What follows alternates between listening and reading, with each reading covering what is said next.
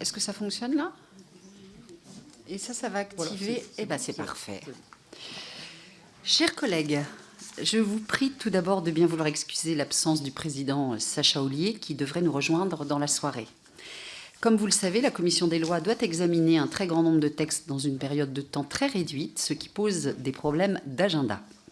Nous commençons ce soir par l'examen de la proposition de loi visant à réduire les inégalités territoriales pour les ouvertures des casinos.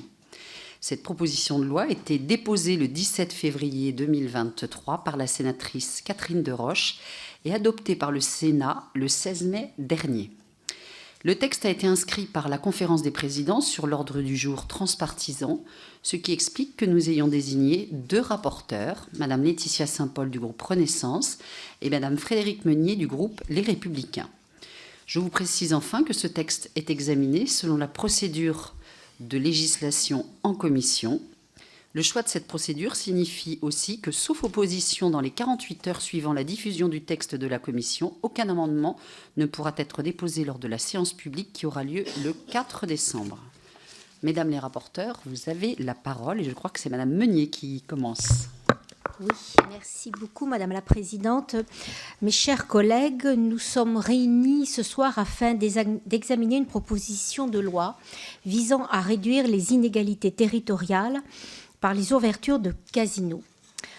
Nous tenons d'abord à vous remercier, Madame la Présidente, de nous accueillir temporairement au sein de la Commission des lois pour discuter d'un sujet que le Parlement n'a pas souvent l'occasion d'aborder dans l'exercice de ses missions législatives. Le texte soumis à notre examen a été adopté par le Sénat le 16 mai dernier. Il comporte un article unique dont l'objectif est simple. Dans sa rédaction initiale, la proposition de loi prévoyait uniquement d'autoriser l'implantation d'un casino dans 2 communes qui accueillent des événements équestres de grande envergure. D'une part, Saumur, site historique du Cadre Noir, et d'autre part, Arnac-Pompadour, qui abrite le siège administratif de l'Institut français du cheval et de l'équitation. Concrètement, il s'agit d'ajouter une dérogation supplémentaire à l'article L321-1 du Code de la sécurité intérieure qui énumère les communes sur le territoire desquelles un casino peut être ouvert. Le Sénat a fait le choix d'étendre de manière très limitée le champ d'application du texte afin de rendre possible, sous certaines conditions cumulatives, l'ouverture d'un casino dans les départements frontaliers qui en seraient jusqu'à présent dépourvus.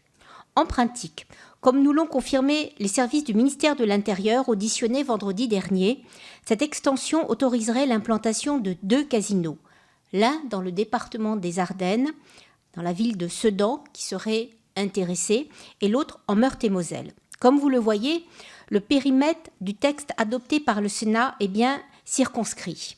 C'est la raison pour laquelle nous vous proposons de l'adopter sans modification, afin qu'il soit voté conforme par nos 2 assemblées et entre en vigueur dans le meilleur délai. Mais au-delà de ce contexte sénatorial, le projet de loi provient d'un constat simple de nos territoires ruraux qui sont trop souvent abandonnés. Et cet espace rural mérite une véritable ambition. Et qui peut mieux connaître ses besoins, ses ambitions que les élus locaux?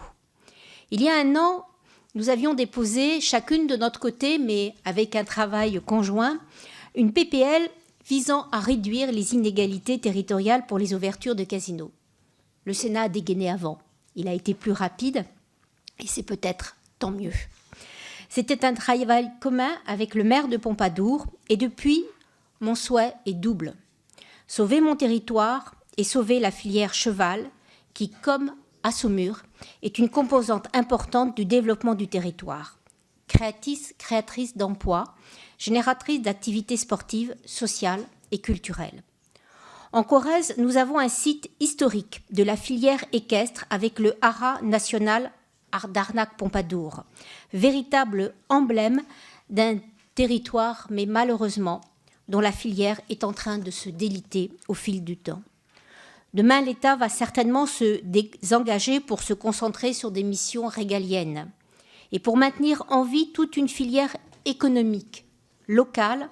L'ouverture d'un casino permettrait d'assurer des retombées économiques pour un territoire qui aujourd'hui se meurt. Vous avez compris.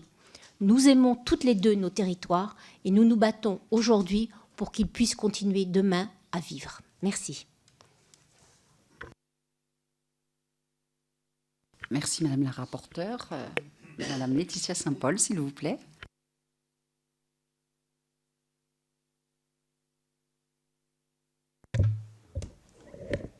Merci Madame la Présidente et merci pour votre accueil chaleureux. Chers co-rapporteurs, mes chers collègues, merci d'être présents ce soir pour ce texte qui, vous l'avez compris, est très cher à nos yeux. Et je tiens à dire ma fierté de porter ce texte et d'être pionnière quant à l'adoption, je l'espère, de ce texte transpartisan, car nous avons œuvré ensemble et je tiens à te remercier pour l'accueil qui m'a été réservé lorsque je me suis rendue en Corrèze lors de vacances parlementaires pour voir exactement les déclinaisons locales de cette proposition de loi que nous avons déposée toutes deux en 2022. Notre ambition n'a pas varié, car elle se fonde sur une réflexion partagée de longue date par les communes de Saumur et d'Arnac-Pompadour. L'ouverture d'un casino est un facteur de développement touristique et économique majeur, en ce qu'il représente une source d'emploi et de revenus pour les communes qui en disposent. C'est bien sûr déjà le cas depuis plusieurs décennies dans de nombreuses stations balnéaires, thermales ou climatiques, qui perçoivent en moyenne chaque année près de 1,4 million d'euros tirés des prélèvements portant sur le produit brut des jeux. Saumur et Arnac-Pompadour ne relèvent pas des critères actuellement fixés par la loi, étant situées dans des zones rurales ou à proximité des grands bassins de population. Pour autant, elles accueillent des événements à fort potentiel touristique, attirant annuellement plusieurs dizaines de milliers de visiteurs grâce à l'univers du cheval. Les infrastructures qu'elles abritent nécessitent des investissements réguliers qui représentent des coûts non négligeables pour les pouvoirs publics. Je tiens à saluer l'arrivée de notre ministre, que je remercie vivement d'accompagner cet engagement présidentiel. Bonsoir Madame la Ministre. Bonsoir. L'ouverture d'un casino à Saumur et à Arnac-Pompadour correspond d'ailleurs, s'agissant de Saumur, à un engagement présidentiel pris dans le cadre du grand débat national en mars 2019. Et je remercie encore vivement Madame la Ministre de faire vivre ce soir cet engagement. La concrétisation de cette promesse me paraît pleinement légitime. D'une part, les projections financières réalisées par ces deux communes indiquent qu'elles dégageront entre 1 million d'euros pour Saumur et 400 000 euros pour Pompadour, de recettes chaque année tirées essentiellement des prélèvements réalisés sur le produit des casinos. D'autre part, le monde hippique entretient depuis près d'un siècle, je rappelle que le PMU est né en 1930, des relations évidentes avec les jeux d'argent et de hasard. L'implantation d'un casino dans des communes touristiques spécialisées dans les événements équestres n'a donc absolument rien d'artificiel. Les dérogations à la prohibition générale des jeux d'argent et de hasard doivent rester strictement encadrées, tant au regard des impératifs d'ordre public et social que de l'équilibre territorial et financier de la filière économique des casinos. Le gouvernement tirera l'année prochaine un bilan de l'expérimentation lancée en 2018 des cercles de jeux à Paris. 2024 sera donc le moment de réfléchir à réformer, si cela s'avère nécessaire, le cadre législatif applicable à l'implantation et à l'activité des casinos sur l'ensemble du territoire. Nous aurons ainsi l'occasion de nous pencher sur la pertinence des critères fixés par la loi et de les réviser si besoin. En attendant cette échéance, la proposition de loi que nous vous proposons de voter ne vient pas révolutionner la cartographie des casinos en France, mais simplement concrétiser des projets communaux issus du terrain, de longue date, et qui nécessitent aujourd'hui l'approbation de la représentation nationale. J'en profite également pour remercier à nouveau le Sénat en général et les sénateurs de Maine-et-Loire en particulier, Madame Catherine Desroches et Monsieur Stéphane Piednoir, les Républicains, Monsieur Emmanuel Capu, Horizon, et Monsieur Joël Bigot, socialiste, qui montrent à quel point ce projet est soutenu devant vous, mais depuis longtemps sur le terrain, par toutes les forces politiques. Je vous remercie. Merci beaucoup, Madame la rapporteure. Madame la ministre, soyez la bienvenue. Est-ce que vous voulez à ce stade dire un petit mot ou à l'issue? Voilà, parfait. Si. Merci Madame la Présidente, Mesdames et Messieurs les rapporteurs, chère Laetitia Saint-Paul. Quelques mots sur cette proposition de loi qui vise à réduire les inégalités territoriales par rapport aux ouvertures de casinos. Avec plus de 200 établissements sur son territoire, la France concentre 40% des casinos de l'Union européenne. Elle jouit ainsi d'une offre ludique considérable qui est un véritable atout pour l'attractivité de nos territoires.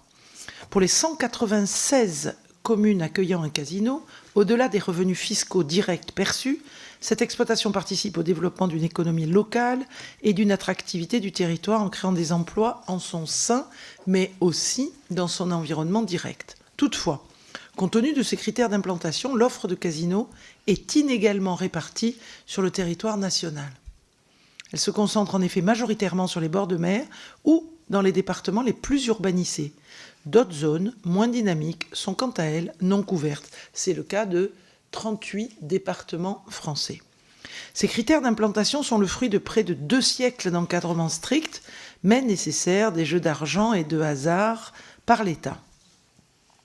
Actuellement, et conformément au Code de sécurité intérieure, les communes pouvant accueillir un casino de manière dérogatoire sont les communes classées stations balnéaires, stations thermales, climatiques, de tourisme ou des villes principales d'agglomération de plus de 500 000 habitants dotées d'établissements culturels spécifiques. Ça, c'est le texte aujourd'hui.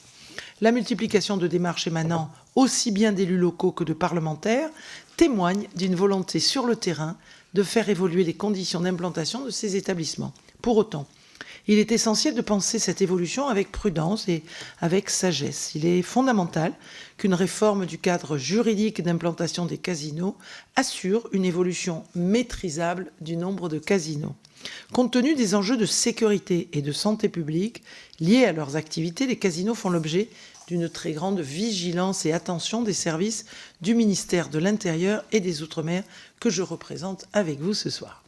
C'est dans cet objectif que la Direction des libertés publiques et des affaires juridiques procède aux interdictions administratives de jeux ou bien agrée les employés des casinos.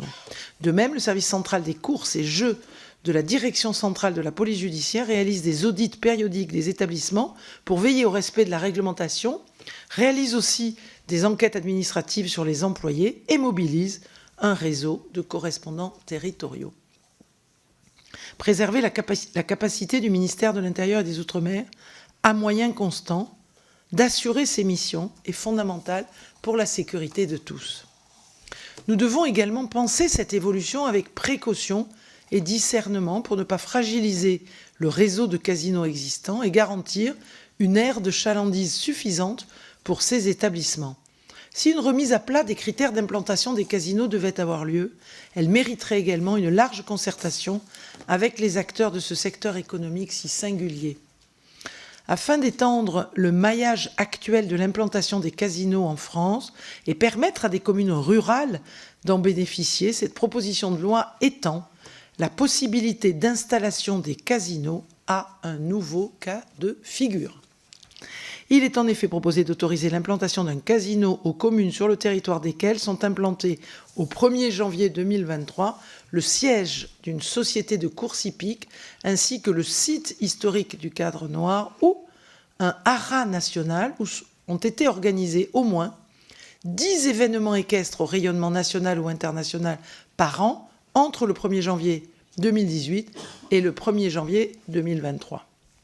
La rédaction conduit ainsi à étendre l'autorisation d'implantation d'un casino à un nombre limité de communes. Par ailleurs, en séance, au Sénat, un amendement a été adopté ouvrant plus largement cette même autorisation. Les communes à raison d'une par département frontalier, membres d'une intercommunalité à fiscalité propre de plus de 100 000 habitants, pourront prétendre à ouvrir un casino si vous votez cette proposition de loi. Si elle n'est pas une fin en soi, cette proposition de loi permet de faire évoluer les conditions d'implantation de nos casinos. Cette évolution permet donc de répondre à une attente forte de certains territoires concernés. Pour ces raisons, le gouvernement donne un avis favorable sur ce texte. Un casino, c'est un atout pour l'attractivité d'un territoire.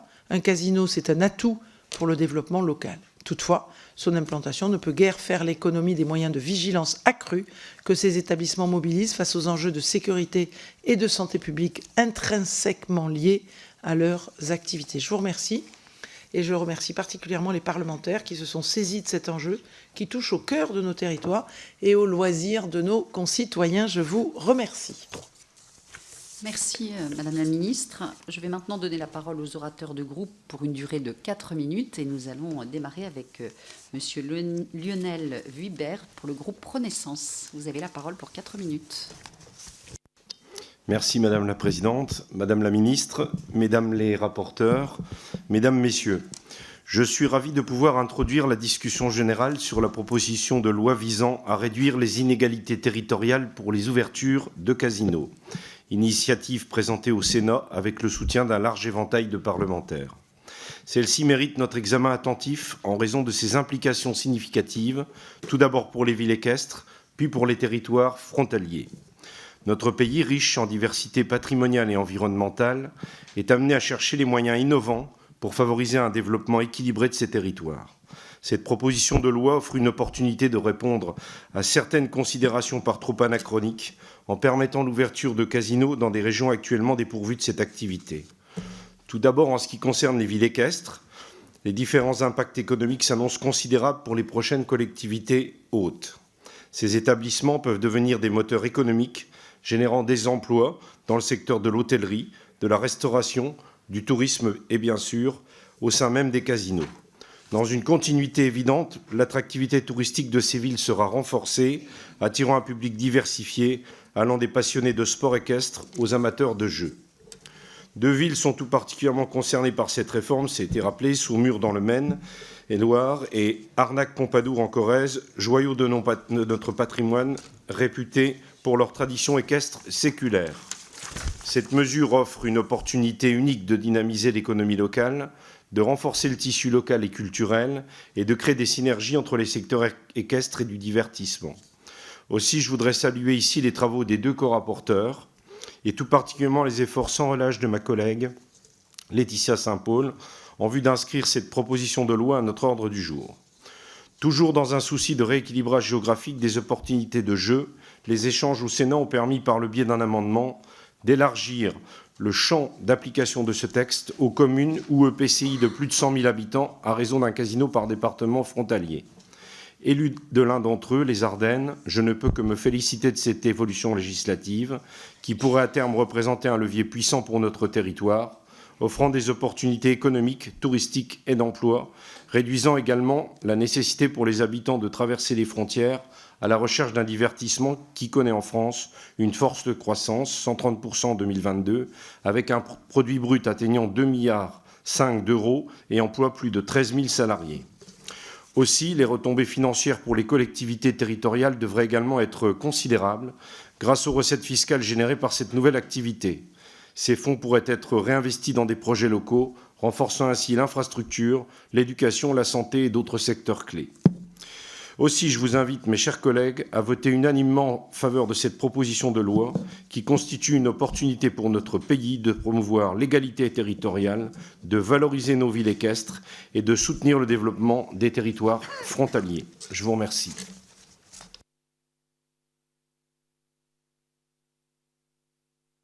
Merci beaucoup. Madame Leroux, pour 4 minutes, pour le groupe Rassemblement National. Merci Madame la Présidente, Madame la Ministre, Mesdames les rapporteurs. S'il est une contravention à la qualité impersonnelle et générale de notre droit, c'est bien le dispositif de la dérogation inscrite dans la loi. En l'occurrence, la dérogation induite par cette proposition de loi visant à réduire les inégalités territoriales pour les ouvertures de casinos n'est audible que parce qu'elle offre une réponse salutaire aux 2 communes de Saumur et d'Arnac-Pompadour visées par cette exemption, et parce que cette exemption ciblée ne permettra d'appuyer les activités équestres qui les caractérisent. En qualité de vice-présidente du groupe d'études Cheval, je tiens à saluer une initiative qui aspire à appuyer le financement des activités et les infrastructures équestres de ces cités, à l'heure où celles-ci rencontrent tant de difficultés. L'audition de l'Institut français du cheval et de l'équitation vendredi dernier a achevé de me convaincre sur la légitimité de flécher le produit des jeux vers des activités qui participent non seulement de l'identité de ces communes, mais qui assurent aussi la sûreté de la filière sur le territoire. Le président du conseil d'administration de l'IFCE nous affirmait d'ailleurs que cette source de financement assurerait sa survie et permettrait même d'en développer les activités. Pour cette raison, le groupe RN souscrit en deuxième alinéa de cet article unique qui vise tout spécialement les communes précitées. Deux réserves qui portent sur le troisième alinéa ajouté au Sénat nous viennent cependant à l'esprit à la lecture de ce texte. L'ouverture de la dérogation aux communes touristiques de départements frontaliers appartenant aux intercommunalités de plus de 100 000 habitants soulève quelques interrogations. En premier lieu, nous nous inquiétons que l'installation d'un casino ne devienne un prétexte opportun à l'État pour se désengager des communes où s'établissent ces temples du jeu. Le prélèvement sur le produit brut des jeux au profit des collectivités territoriales, comme les revenus perçus par les communes, ne doivent pas être une manne financière monopolistique, au risque de créer une interdépendance trop forte de l'échelon local à son casino. Dans l'éventualité où l'établissement viendrait à disparaître, qu'adviendra-t-il de la ville et de ses infrastructures ? Cette relation n'est d'ailleurs pas sans risque. Les intérêts des collectivités doivent se voir mieux protégés à l'occasion de la délégation de services publics.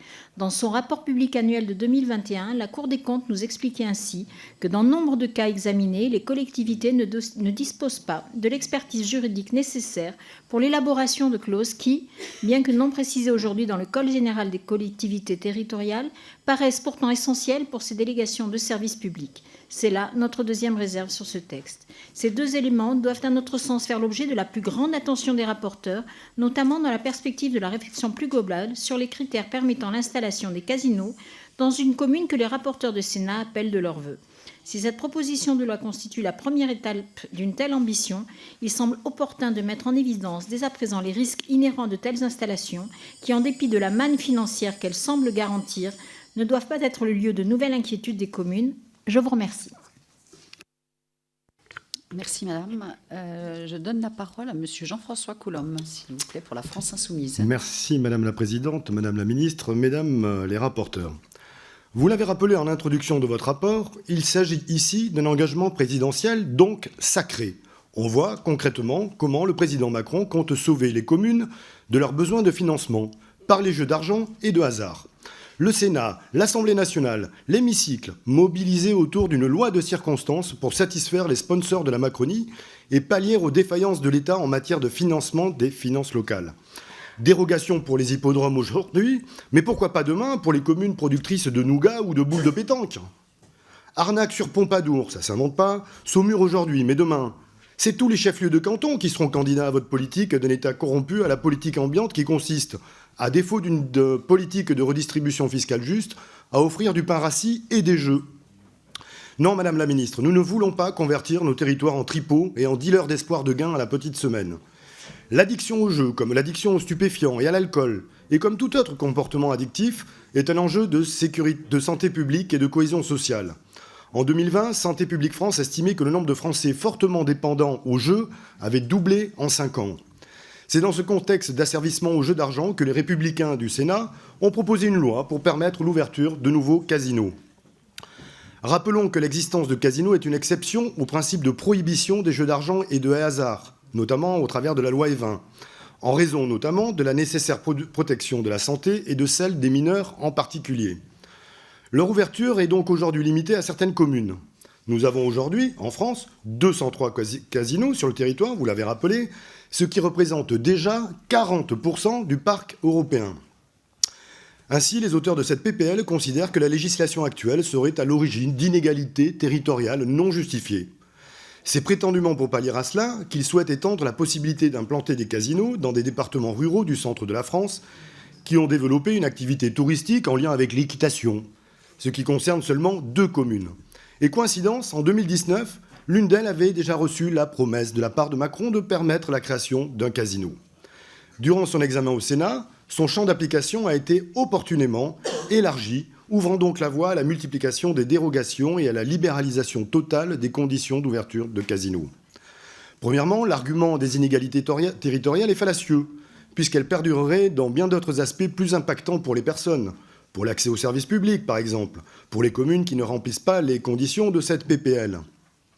Deuxièmement, il y a un réel enjeu en termes de santé publique, puisque les joueurs dépendants au jeu représentent 76% du chiffre d'affaires des casinos, selon l'association Addiction France, qui considère que si une telle loi était adoptée, elle augmenterait automatiquement le nombre de joueurs problématiques au détriment de la santé publique, au détriment des familles qui endurent jusqu'à l'explosion les effets d'un membre dépendant. Troisièmement, les rédacteurs usent de l'argument du financement des communes, ce qui est d'une profonde mauvaise foi. Il est inacceptable de compenser la baisse des dotations aux collectivités par le développement de casinos représentant un danger de santé publique et encourageant la pratique addictive. Il serait obscène pour un parti qui a refusé d'indexer la dotation globale de fonctionnement sur l'inflation de soutenir une telle logique par cet argument du financement des communes. Nous espérons, Madame la Ministre, que la santé publique passera pour une fois avant cet ultralibéralisme de votre politique d'une France convertie en casino géant. Et nous proposerons à cet effet un amendement de suppression pour se débarrasser de cette loi complètement inadaptée aux besoins des collectivités territoriales. Merci, Monsieur Coulombe. Madame Anne-Laure Blin pour les Républicains. Merci Madame la Présidente. Chers collègues, le texte que nous examinons ce soir vise à réduire les inégalités territoriales pour les ouvertures de casinos. Inégalités territoriales car il n'y a aujourd'hui que quelques configurations qui permettent l'ouverture de tels établissements.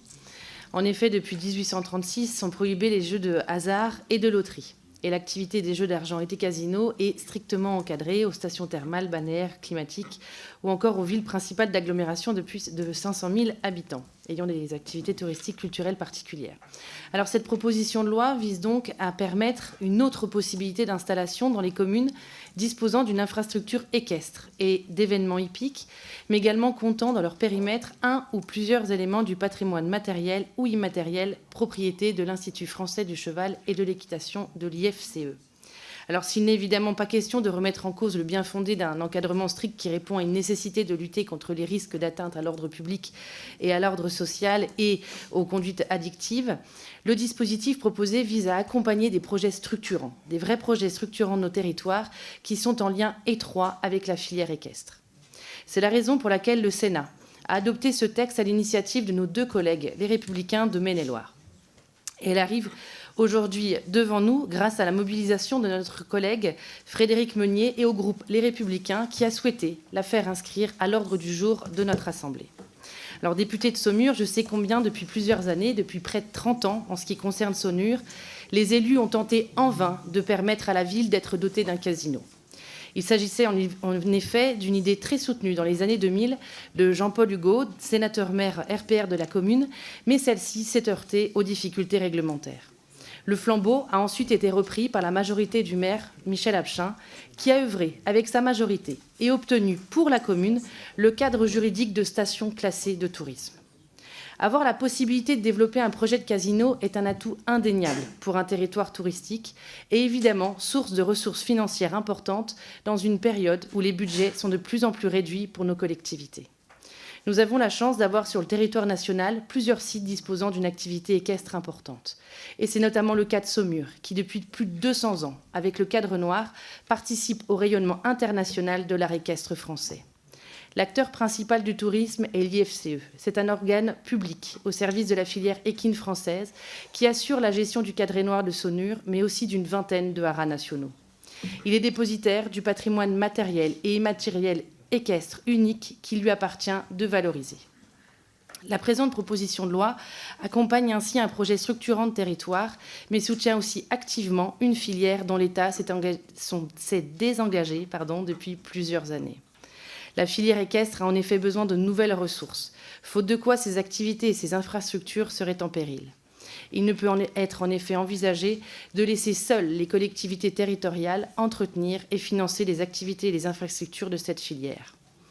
La filière a donc besoin de nouvelles sources de financement, et ce texte législatif y contribue. Il est urgent pour cette filière équestre et bien sûr pour nos territoires de trouver de nouvelles sources de financement. Alors, lors de l'examen au Sénat, les recettes fiscales nettes annuelles ont été estimées à près de 1,2 million d'euros pour Saumur et 400 000 euros pour Arnac-Pompadour. Indéniablement, ces finances permettront de soutenir les filières hippiques. Alors, l'implantation de nouvelles structures de casinos seront inévitablement source de nombreux emplois directs et indirects, véritables atouts pour toute une agglomération. Dans les Pays de la Loire, et particulièrement en Anjou, nos filières équestres font notre fierté. Ils sont une composante importante du développement de nos territoires ruraux. Par notre vote ce soir, le législateur démontrera sa volonté d'accompagner nos territoires et ceux qui œuvrent à leur développement depuis plusieurs années. Alors pour toutes ces raisons, le groupe Les Républicains appelle à soutenir avec conviction ce texte. Je vous remercie. Merci Madame. Pour le groupe socialiste et apparenté, la parole est à Monsieur Gérard Le Seul. Merci Madame la Présidente. Le droit au recours est un principe général du droit à valeur constitutionnelle qui permet d'assurer aux citoyens la possibilité de contester les décisions prises à leur égard. Ce principe fondamental est au cœur de notre État de droit et du fonctionnement de la justice. Monsieur le député, je pense que vous êtes trompé de texte. Nous sommes en train d'examiner la proposition de loi visant à réduire les inégalités territoriales pour les ouvertures de casinos. Eh bien, Madame la Présidente, merci de m'avoir alerté. Je pensais qu'on était dans l'ordre inverse des textes. Je vous prie de m'excuser. Donc, Madame la Présidente, Mesdames les rapporteurs, chers collègues, Madame la Ministre, nos collègues sénateurs du Maine-et-Loire et de la Corrèze ont fait adopter une proposition de loi permettant l'ouverture dans leur département et dans seulement 2 communes de nouveaux casinos.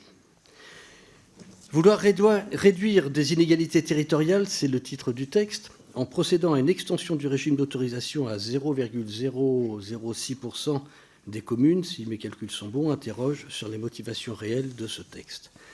Celle-ci serait d'abord économique, à en croire un exposé des motifs largement centré sur la création d'emplois. Pourtant, une étude très intéressante de 2022, publiée dans la revue d'économie politique sur le secteur, bat en brèche cet argumentaire. L'analyse macroéconomique sur l'emploi tend à démontrer que la dépense de consommation dans les jeux génère significativement moins d'emplois dans l'économie que la dépense de consommation dans les autres secteurs domestiques. À niveau égal, le secteur génère 2 fois moins d'emplois directs que le reste de l'économie, et même si certaines collectivités locales auraient tout intérêt à l'ouverture de casinos, chaque unité de dépenses des ménages dans les autres secteurs domestiques génère significativement plus d'emplois que la même dépense dans le secteur des jeux. C'est donc l'un des secteurs finalement les moins intéressants dans lequel investir si l'objectif réel est la création d'emplois. De plus, la même étude démontre que c'est un secteur qui crée plus d'emplois indirects, non locaux, que directs, en lien avec les territoires ainsi défendus. La motivation est donc peut-être plutôt à aller chercher dans les retombées fiscales locales que généreraient de tels projets, mais avec tout de même très peu de bénéficiaires. Surtout, le texte fait totalement abstraction de l'impact social de tels projets. Il y a 10 ans, la première évaluation de l'impact socio-économique des jeux d'argent et de hasard en France estimait le nombre de chômeurs liés aux jeux problématiques à 39 342, soit à peu près 6,5% des joueurs problématiques, ce qui induirait un coût de 2,6 milliards pour les comptes sociaux. 10 ans après, et alors que ce nombre a probablement explosé du fait du développement des jeux en ligne, le secteur ne compte qu'un peu plus de 46 000 emplois directs et indirects. Il est donc fort peu probable que ce secteur détruise plus d'emplois qu'il n'en crée.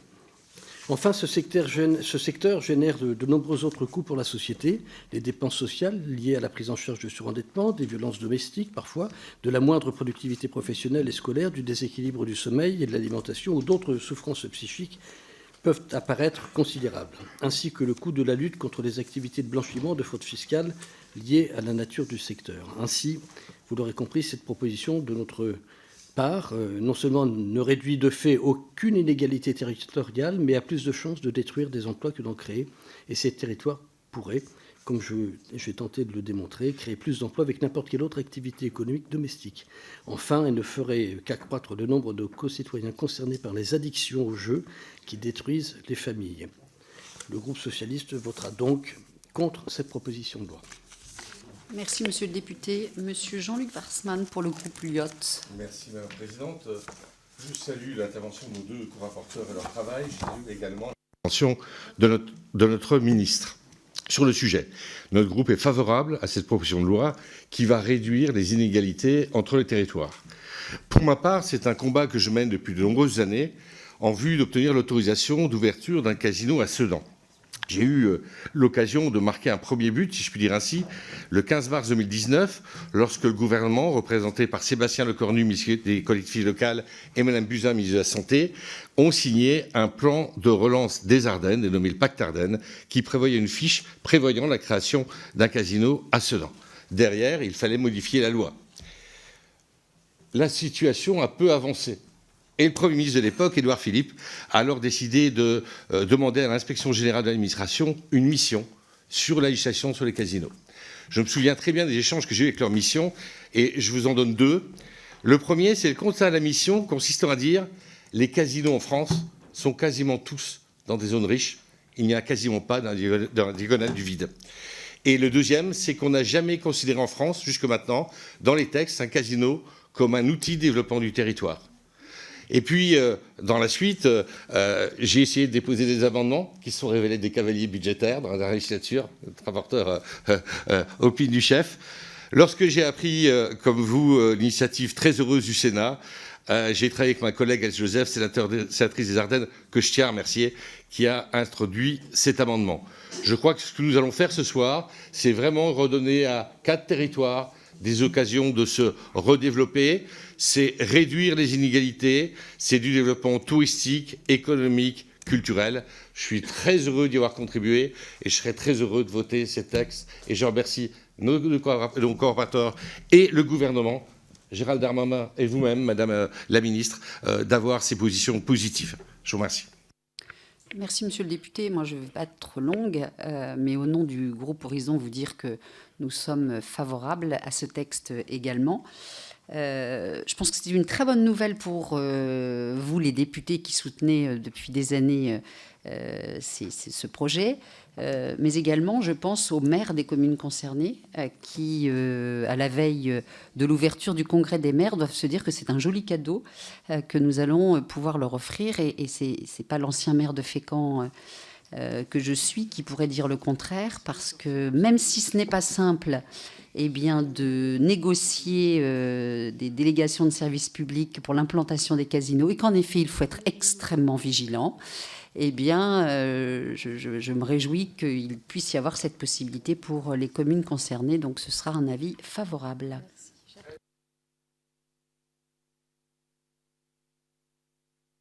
D'autres orateurs, mesdames les rapporteurs, est-ce que vous voulez répondre? Est-ce que vous avez des choses à ajouter?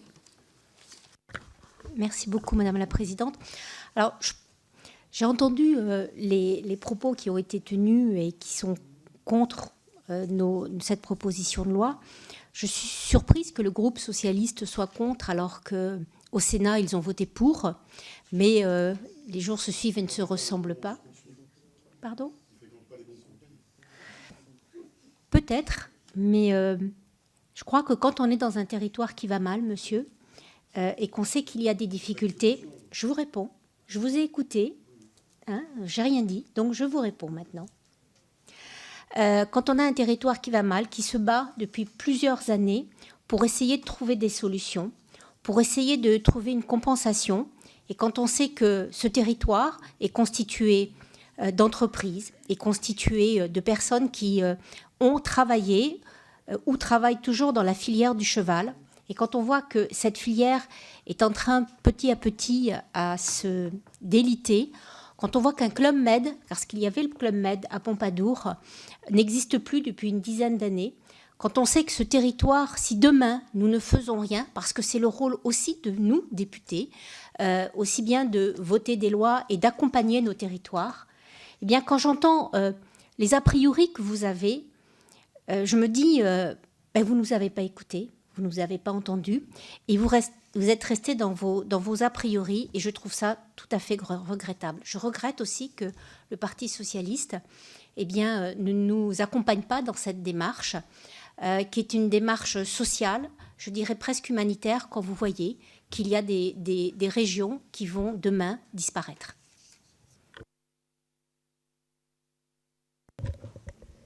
Oui, merci Madame la Présidente. Alors, tout a été pensé avant l'avènement du jeu en ligne. Et je pense que l'actualité brûlante nous le rappelle. Aujourd'hui même, le groupe Barrière porte plainte pour usage illégal de son nom et usage frauduleux du jeu d'argent en ligne. Et justement, nous serons peut-être un laboratoire, Arnaque Pompadour et Saumur, Sedan, avant la refonte du jeu d'argent corrélé avec les salles de jeu parisiennes.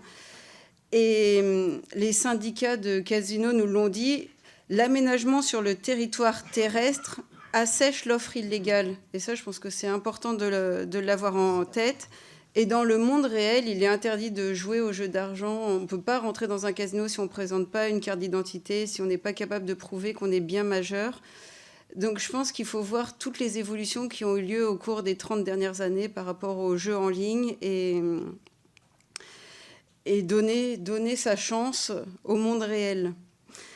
Et par rapport aux finances publiques, donc, vous avez mentionné que vous regrettiez que l'ouverture de casinos compensait en quelque sorte le désengagement de l'État. Je tiens à rappeler que pour le projet de loi de finances 2024, il est prévu une hausse de 220 millions d'euros de crédits affectés aux dotations générales de fonctionnement, avec un effort particulier en faveur des zones rurales. Je pense notamment au financement apporté au plan France Ruralité à hauteur de 100 millions d'euros. Donc là, on a vraiment fléché toutes deux sur la filière cheval. Et quand on a auditionné le directeur et son adjoint de l'Institut français du cheval et de l'équitation, en fait, l'argent qui est injecté notamment à Pompadour sur la filière cheval ne l'est pas, par exemple, sur le château de Pompadour. C'est une sorte de loto du patrimoine pour Pompadour, si je puis dire. Donc c'est plus compliqué qu'il n'y paraît, mais le travail fin d'analyse du terrain montre à quel point les inquiétudes peuvent être levées. Et je vous demande de nous faire confiance, notamment le Parti socialiste, étant donné que Joël Bigot a voté à nos côtés. Merci beaucoup. La présidente, juste une précision. Les casinos sont les premiers employeurs des intermittents du spectacle. Ça représente 20 000 emplois par an. Merci, Mesdames les rapporteurs. S'il n'y a pas d'autres prises de parole, nous allons passer à l'examen des amendements. Le premier amendement qui tombe, puisque M. Jordanov n'est pas présent. L'amendement suivant, qui le présente ? Merci, Madame la Présidente. Bon, vous avez bien compris qu'on était absolument contre, à plusieurs titres, au titre de l'addiction que représentent les jeux d'argent et de hasard.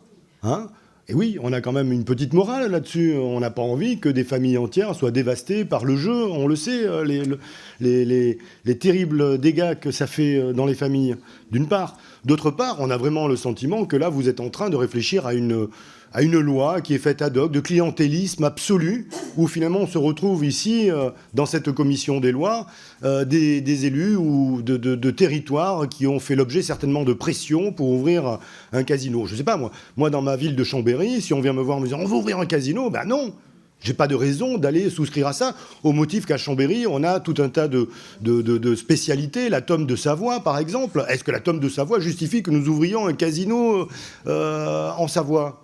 Non. Pourquoi est-ce qu'on ferait des exceptions pour l'équitation, l'art équestre, là où finalement on a tout un tas de raisons finalement d'ouvrir des casinos de partout, puisque de toute façon les finances publiques souffrent de financement, les collectivités territoriales souffrent de financement en dépit des 200 millions que vous avez évoqués d'ailleurs, et qui sont quand même un peu l'arnaque quand on sait l'inflation qu'il y a sur la main-d'œuvre et sur les matériaux, qui font que les collectivités territoriales ont du mal à joindre les deux bouts et ne savent plus vers quel sein se vouer pour trouver des financements complémentaires. Alors effectivement, quand on met tout le monde au pain sec et à l'eau, eh bien, en échange, on offre du pain rassis et des jeux. Voilà. Mais si, c'est la politique de ce gouvernement, finalement. Affaiblir l'État pour enrichir des intérêts privés et des copains dans différentes activités lucratives. Eh bien, nous, on est contre cette image-là de la France. On est contre la France start-up, qui plus est, en plus, dans le domaine des jeux de hasard. Donc, nous demandons la suppression de cet article pur et simple. Merci, Monsieur le député. Mesdames les rapporteurs, laquelle d'entre vous répond, s'il vous plaît ? Votre avis ? Oui. Merci, Madame la Présidente. Donc, notre avis sera bien entendu défavorable quant à cet amendement.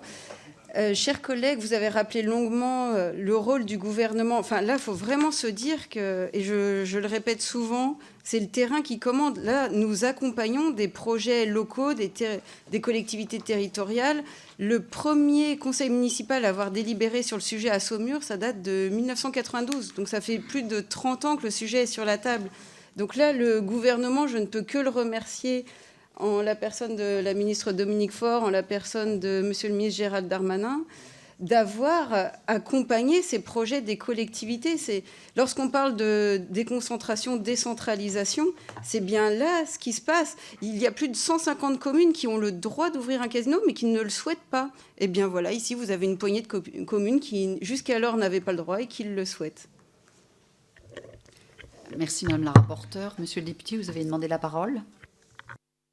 Madame la Présidente, merci. En rebond, nous continuerons à nous opposer au principe qui consiste à aller substituer au financement des collectivités locales sains qui devrait être le sien, des mécanismes en quelque sorte qui font que, bien évidemment, moi j'en veux pas aux députés qui finalement se laissent attendrir par le chant des sirènes. Vous allez voir, ça va créer de l'emploi, ça va créer de l'animation, les lumières vont scintiller comme à Las Vegas, à Saumur, à Sedan, à Arnac sur Pompadour.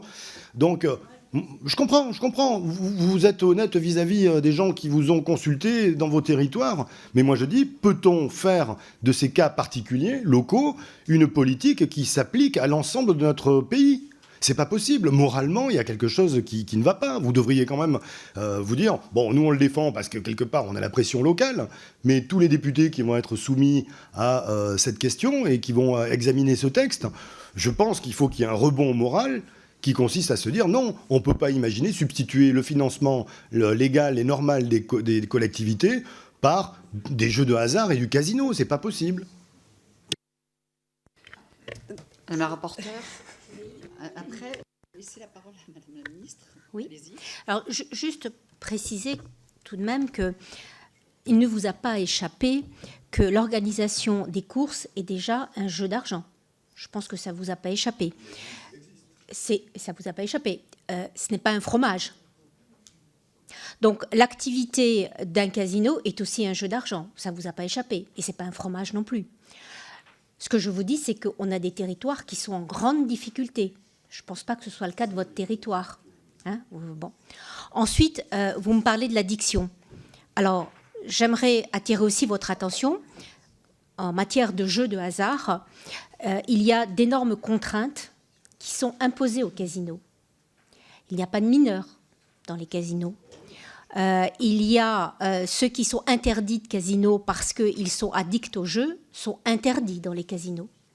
J'aimerais vous faire juste observer que ce qui est un risque, c'est les jeux en ligne. Demain va être organisés les Jeux olympiques. Dans le département de la Seine-Saint-Denis, des millions d'euros ont été dépensés. Et il va y avoir une organisation des jeux parallèles qui seront des jeux en ligne. Bizarrement, je ne vous ai pas entendu sur le jeu. Mais décidément, vous ne voulez pas laisser parler les députés. Vous coupez la parole constamment. C'est un réflexe chez vous systématique. Je vous ai écouté. Écoutez-moi. Monsieur le député, s'il vous plaît. Merci. Laissez parler Madame la rapporteure. Donc, il y a des jeux addictifs demain qui vont arriver dans des départements où il y aura des jeux. Je ne vous ai pas beaucoup entendu sur le sujet. Ça ne vous préoccupe pas beaucoup puisque des millions d'euros ont été dépensés dans ces départements où vous êtes majoritaire. Je le regrette. Donc c'est un petit peu trop facile de venir aujourd'hui critiquer des départements qui sont en vraie difficulté alors que vous laissez faire dans vos départements. Merci. Oui, merci. J'aimerais ajouter qu'il vaut mieux réguler que prohiber. Et à ce titre, la commission que les pouvoirs publics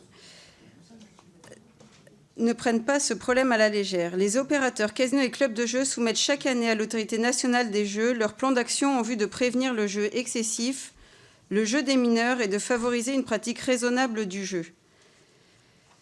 Et les casinos dont nous avons auditionné les représentants vendredi dernier font l'objet de contrôles réguliers et très approfondis.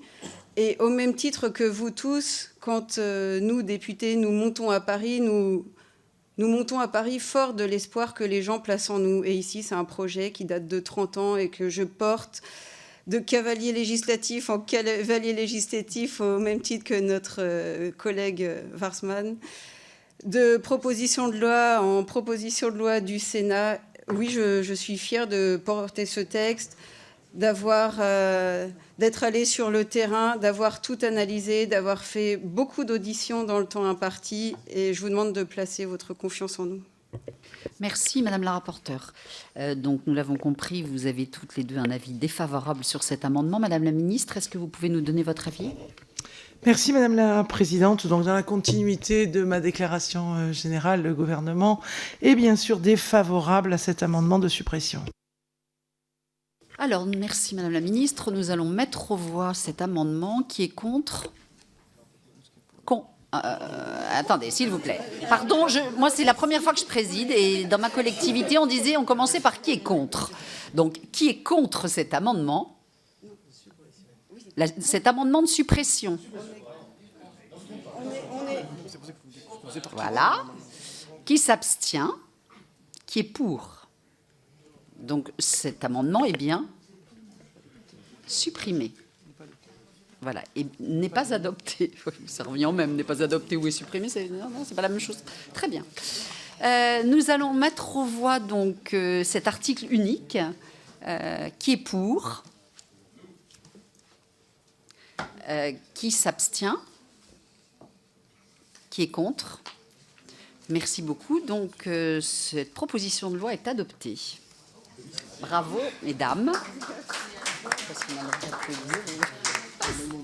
Non, voilà. Alors. Parce que suivant le texte, on va changer les rapporteurs. Il n'y a pas d'abstention, madame Aleuve, qui n'existe pas. C'est ceux qui ne se lèvent pas la main. D'accord. Donc qui est pour ou qui est contre ? Je ne sais pas un scrutin public.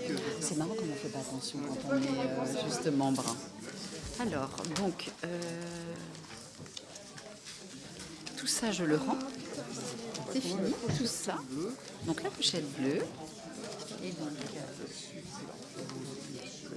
merci beaucoup. Monsieur la baronne vienne. Monsieur la baronne, si vous voulez bien venir.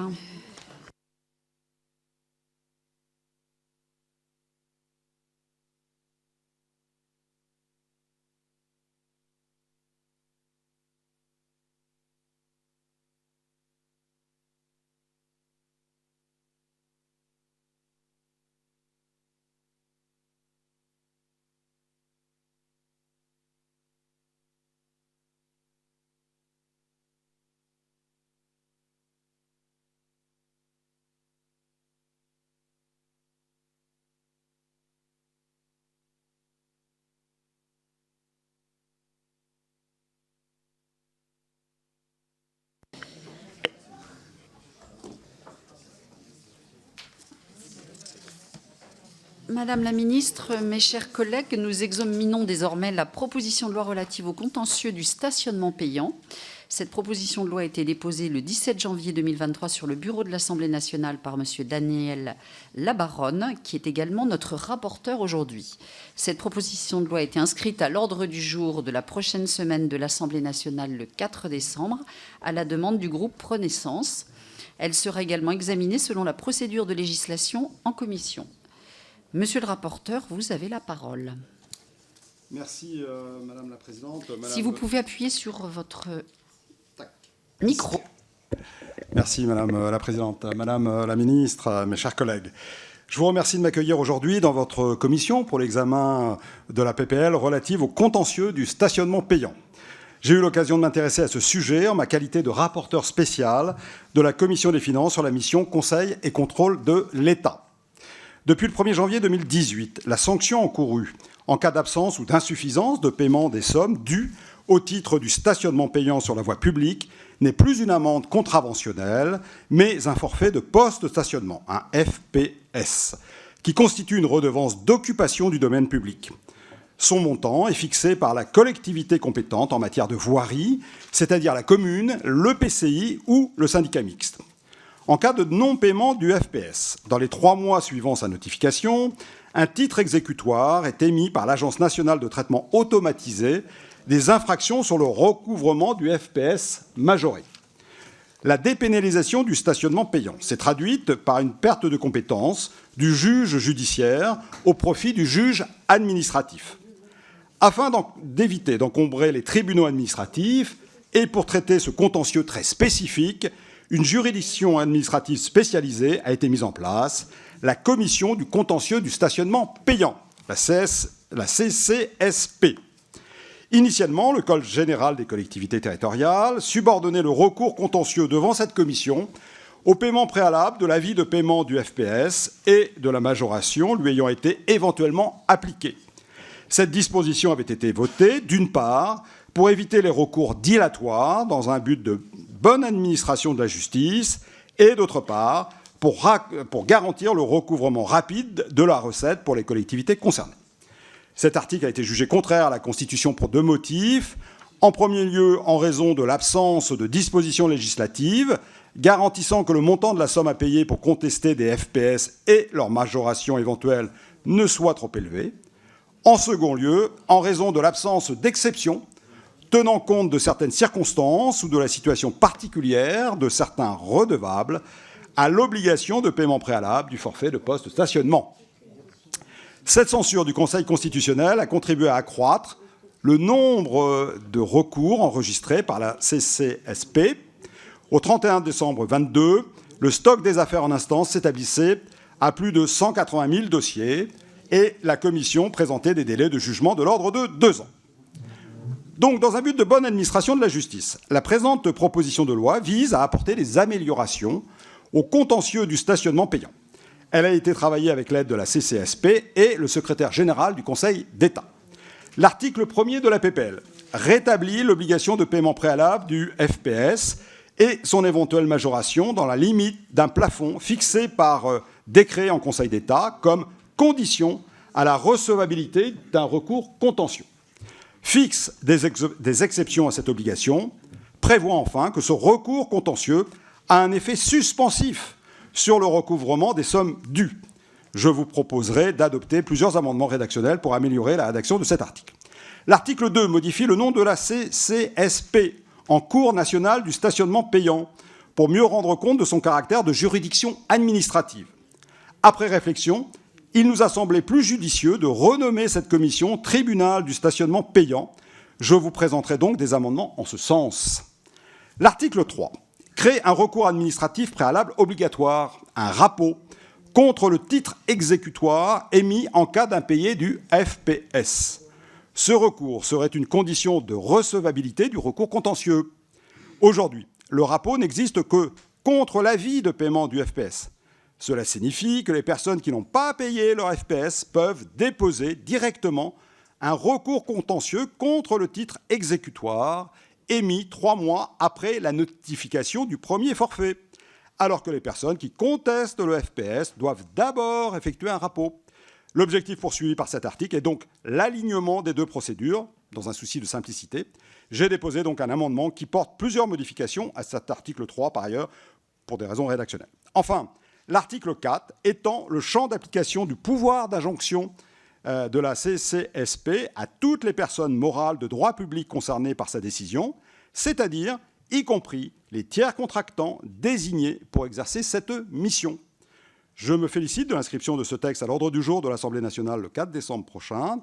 Je vous invite à voter ces dispositions techniques, mais très utiles pour nos concitoyens.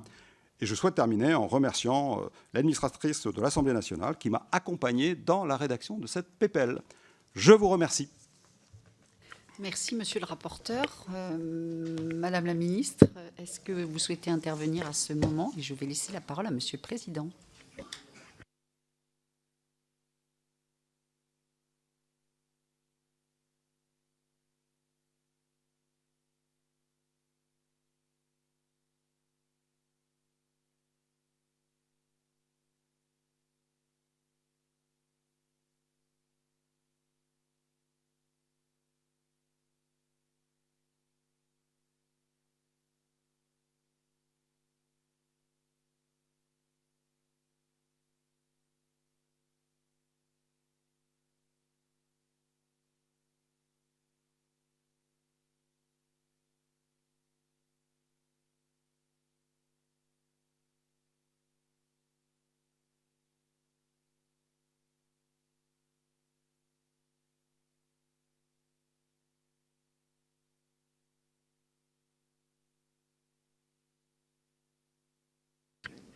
Bien, bonsoir à toutes et tous. Je vous prie d'excuser mon absence pour le début de la commission.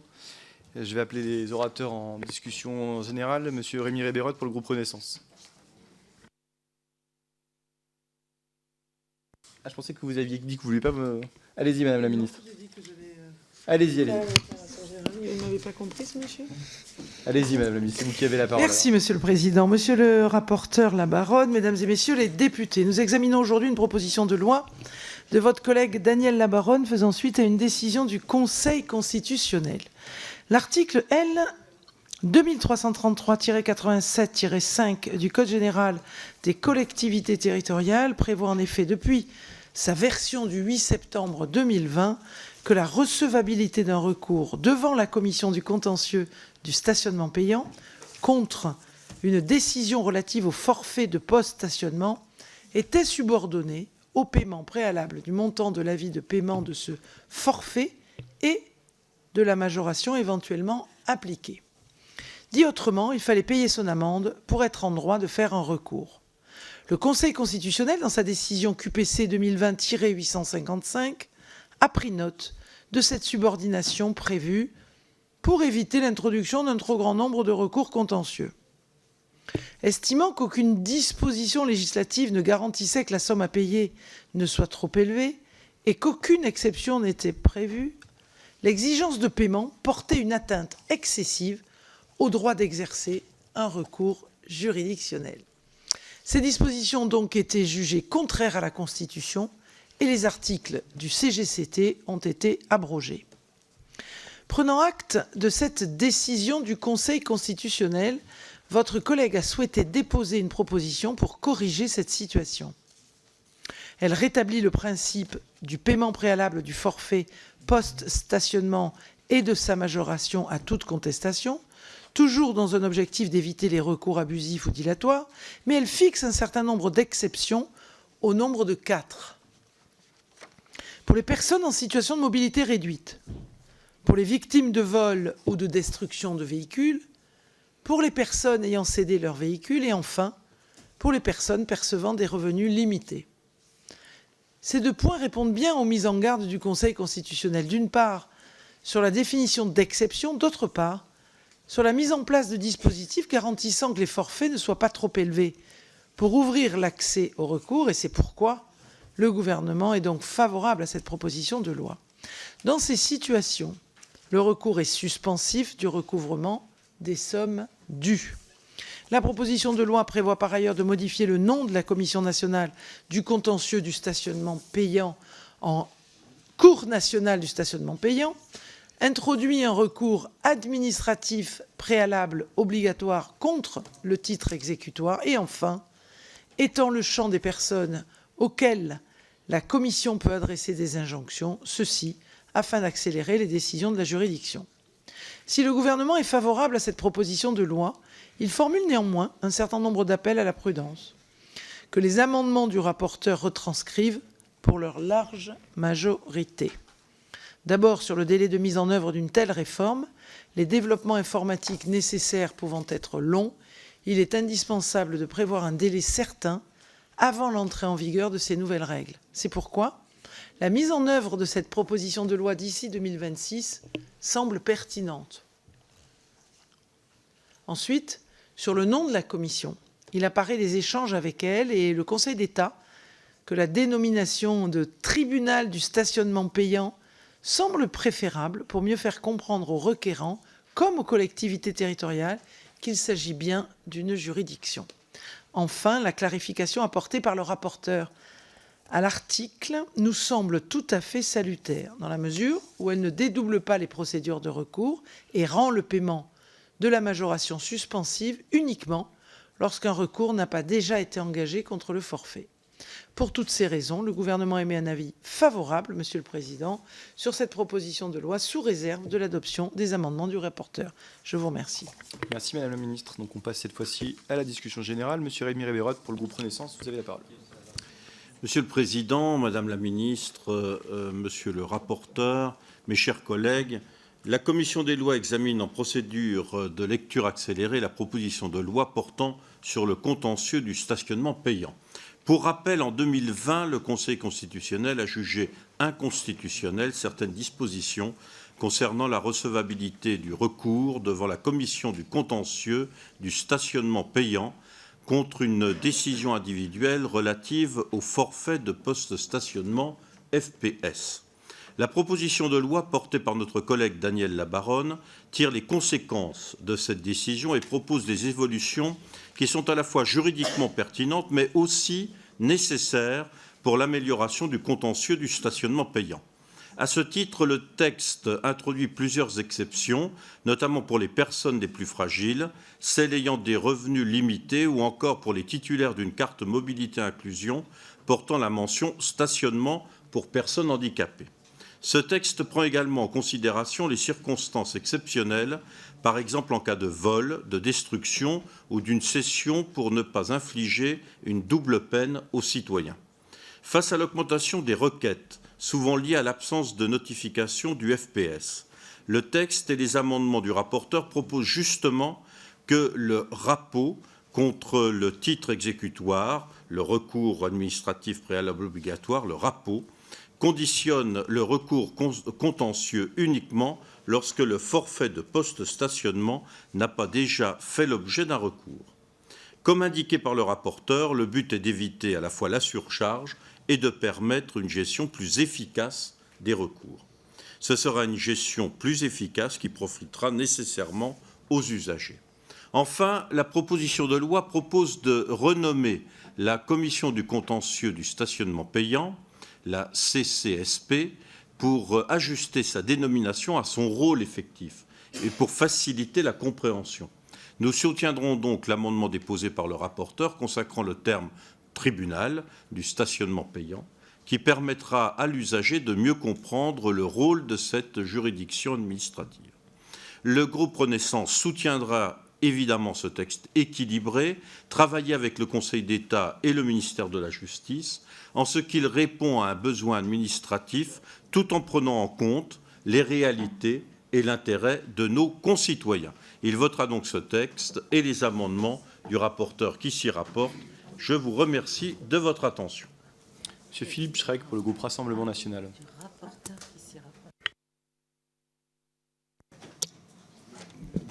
Merci Monsieur le Président. Madame la Ministre, Monsieur le rapporteur, cette proposition de loi tire les conséquences de la décision du Conseil constitutionnel et rétablit le paiement préalable à toute contestation, et ce à quelques exceptions près, de ce qu'on a coutume d'appeler les amendes pour stationnement.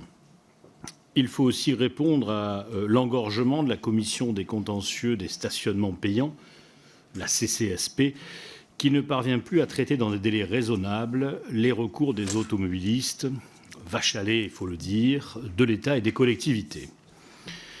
Il faut dire que ces derniers auront désormais, en cas d'adoption en l'état de l'article 2, leur cours national.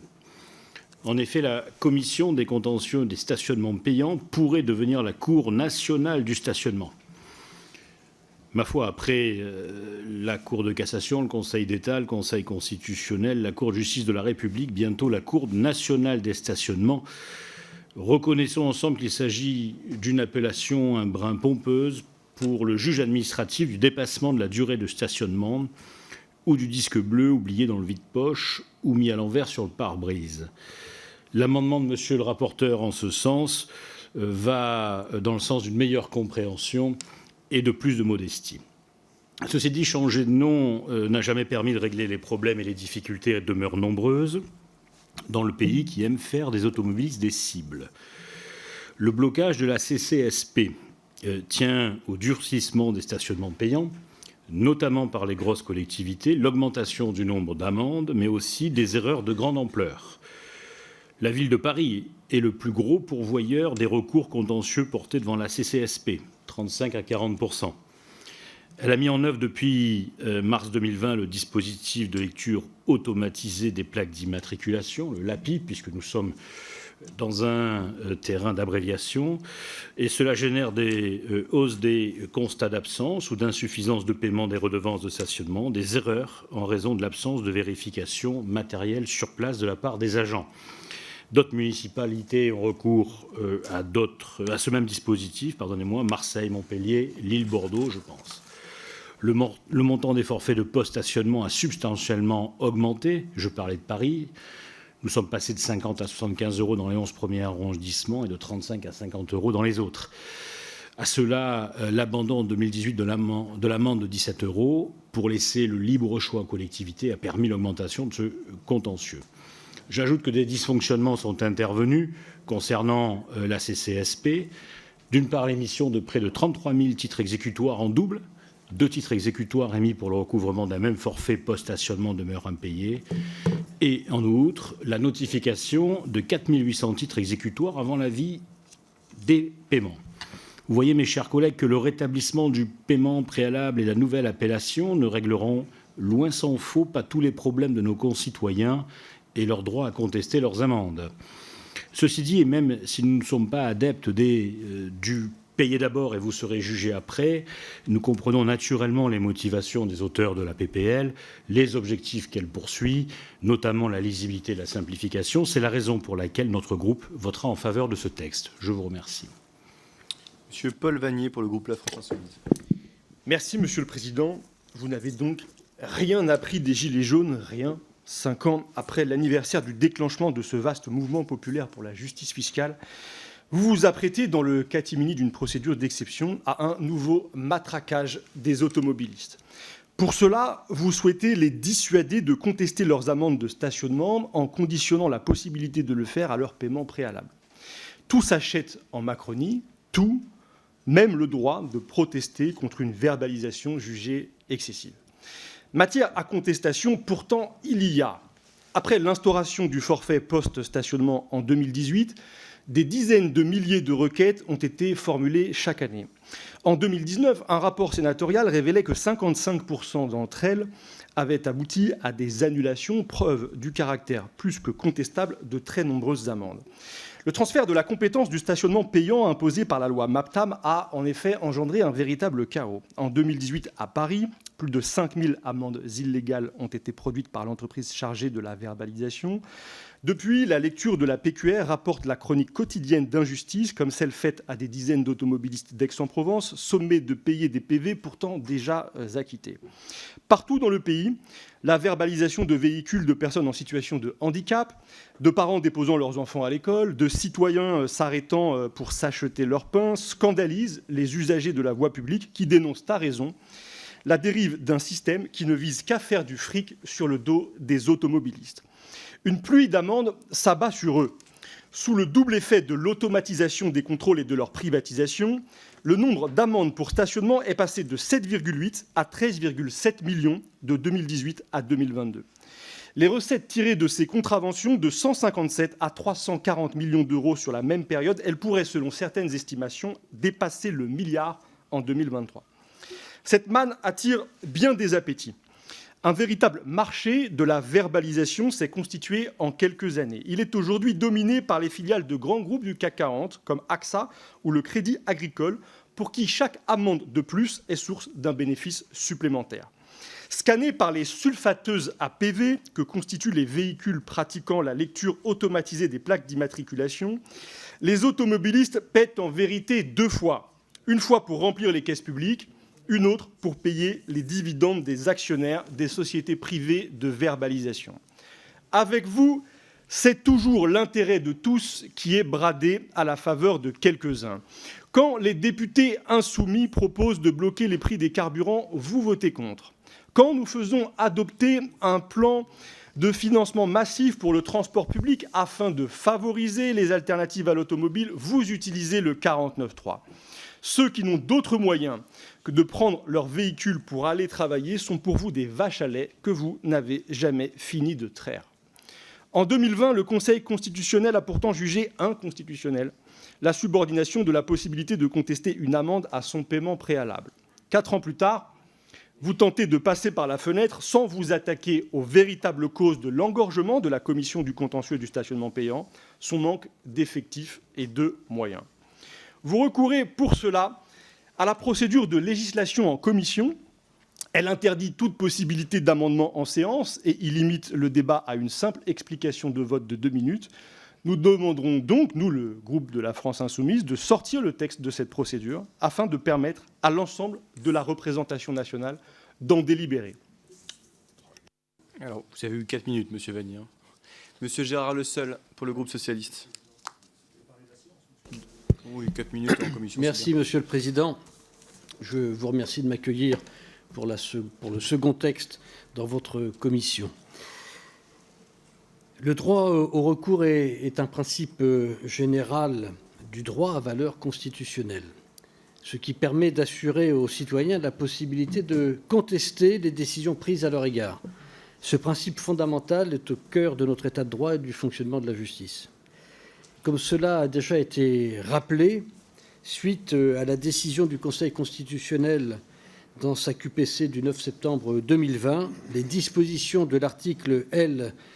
2333-87-5 du Code général des collectivités locales ont été abrogées.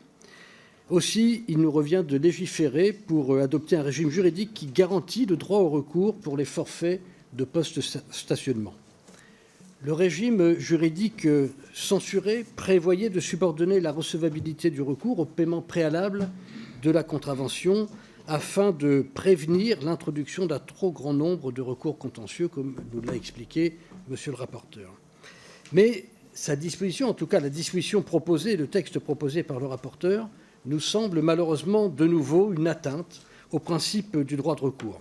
Je ne reviendrai pas sur la dimension ou les dimensions économiques et budgétaires rappelées précédemment par notre collègue, mais de notre point de vue, cette proposition de loi réintroduit l'obligation de paiement préalable dans la limite d'un montant plafonné, tout en introduisant des exceptions pour certaines situations. Vous l'avez rappelé, le vol, la destruction du véhicule, l'usurpation de la plaque d'immatriculation, la cession du véhicule, la perception de revenus limités ou encore pour les personnes détentrices de la carte mobilité inclusion. Malheureusement, l'ensemble de cette énumération n'apporte pas une garantie effective du droit au recours pour tous les usagers. Dans l'exposé des motifs de la proposition de loi, il est clairement indiqué que cette rédaction tient compte de l'avis du Conseil constitutionnel tout en limitant le nombre de recours dans un souci de bonne administration de la justice. Alors sur ce point, nous avons un désaccord fondamental. Le droit au recours est un principe cardinal de notre régime juridique et introduire une limitation de ce droit pour pallier une défaillance de l'administration dans la gestion de ce droit nous semble une erreur manifeste. Comment accepter de réduire nos droits au motif d'une absence de moyens?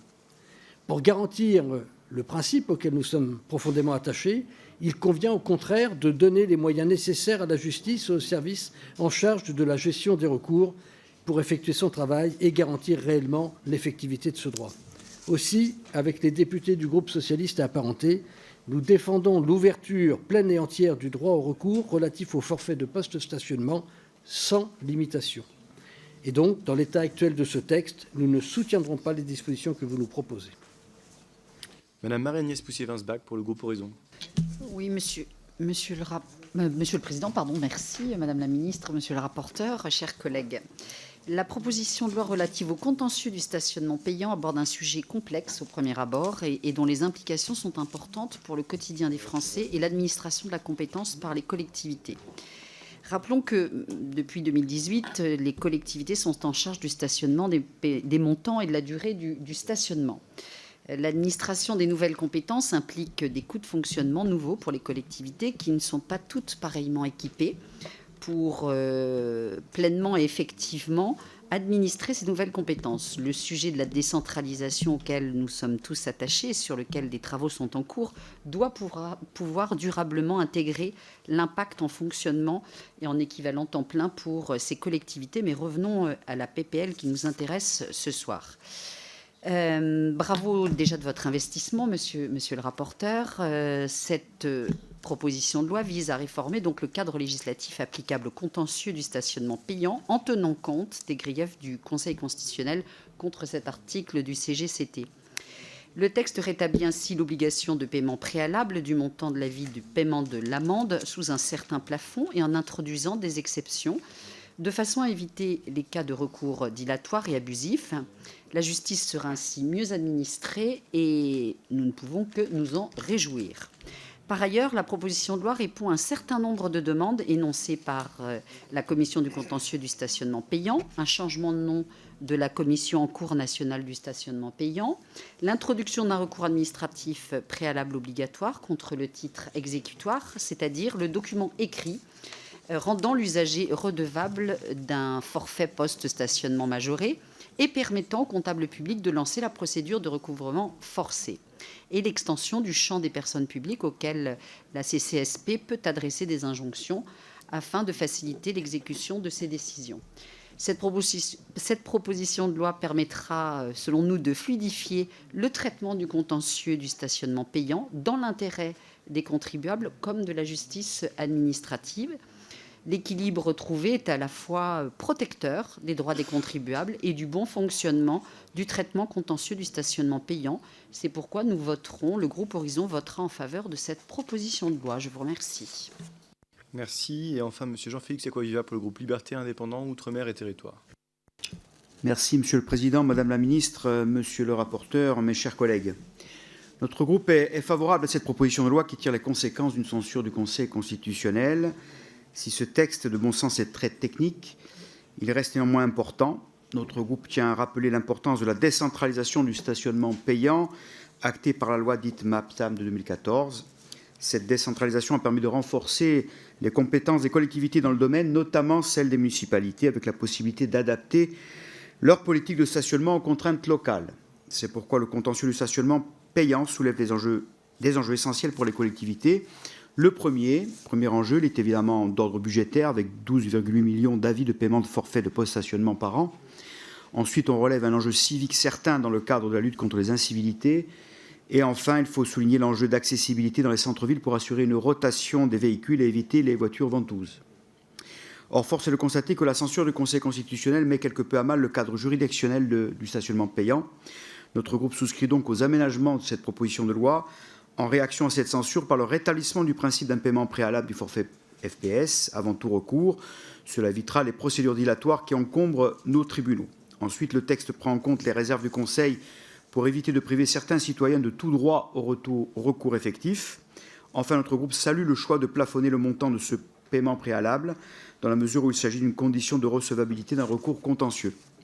Nous sommes également sensibles au choix de dispenser certains citoyens de tout paiement préalable, notamment les personnes en situation de handicap ou encore les personnes précaires. Sur ce point, notre groupe a une interrogation. La proposition de loi précise que les personnes qui perçoivent des revenus limités sont dispensées de paiement préalable. La formulation nous reste assez incertaine. Quels sont les critères retenus? Nous sommes favorables à une dispense suffisamment large pour protéger tous les individus en situation de précarité. Enfin, nous sommes bien sûr favorables au changement de nom de la Commission du contentieux CCSP en cours national du stationnement payant.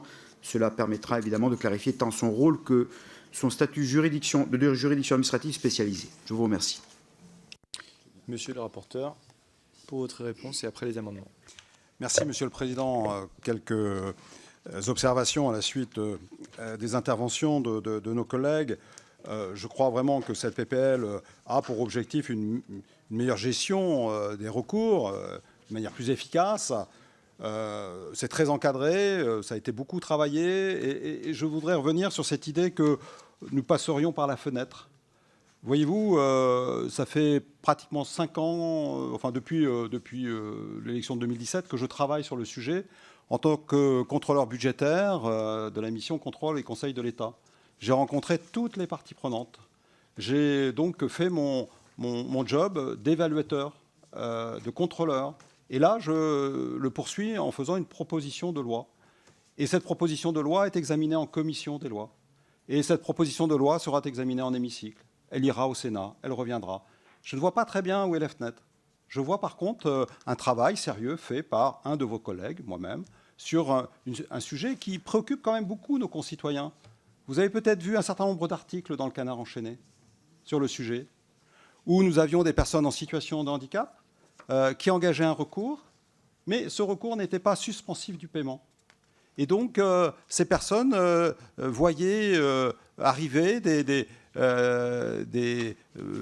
injonctions de payer. Là, nous allons introduire ensemble, si nous adoptons ce texte, un dispositif qui va permettre que le recours soit suspensif du paiement.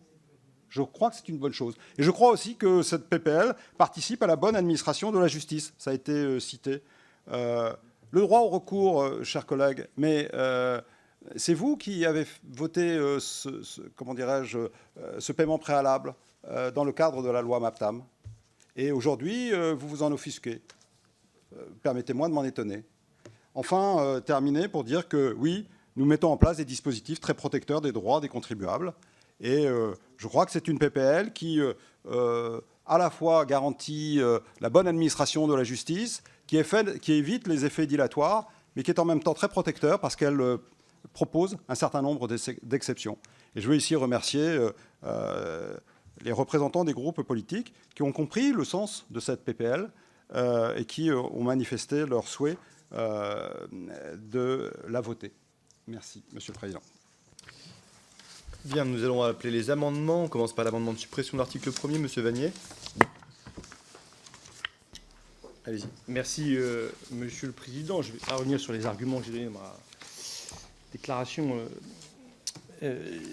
générale, mais cet amendement de suppression, il vise au fond à revenir à la décision du Conseil constitutionnel qui autorise un recours sans avoir à assumer un versement, un paiement préalable. Ce que vous proposez, monsieur le rapporteur, ce ne sont que des exceptions à ce principe, puisque pour les personnes en situation de handicap, pour certaines, il y aurait cette possibilité, mais pour toutes les autres, donc il faudra payer pour pouvoir contester demain. Et bien sûr, nous qui sommes attachés au droit de chaque citoyen à pouvoir effectuer ce recours, c'est pour nous un motif de vouloir supprimer cet article. Mais, monsieur le rapporteur, en effet, vous travaillez depuis longtemps sur cette question, et dans de précédents rapports ou de précédents travaux, vous notiez qu'avant 2020 déjà, eh bien, la CCSP faisait face à une augmentation des requêtes et était déjà engorgée. Donc, vos propres constatations montraient que dès lors que n'était pas traitée la question des moyens, des effectifs de cette CCSP, possibilité